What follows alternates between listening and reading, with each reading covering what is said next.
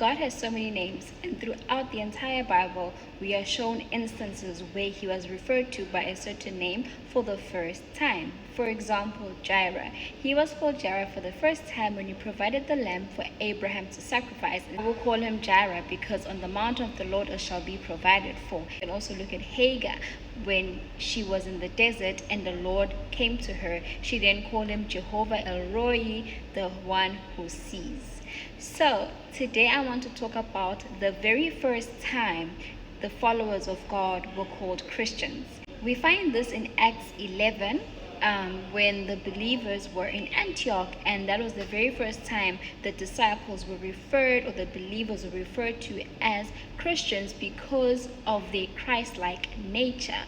The believers in Antioch had faced so much persecution, they maintained their faith.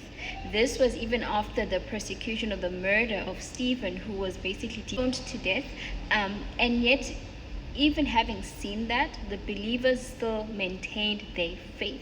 The place where we were referred to as Christians for the very first time is also the place where believers were facing a lot of persecution, but they maintained their faith. So what I want to say today to sum it all up is that a key point or a key character of a true Christian is a person who's able to maintain their faith in the face of persecution. You're able to maintain your faith and keep your faith in a world where a lot of people do not believe in God. You're able to maintain your faith and to say, hey, I don't care what my friends are wearing, I don't care what my friends are doing, but I, as a Christian, someone who's like Christ in nature, will maintain my faith, and I will present myself in a modest way.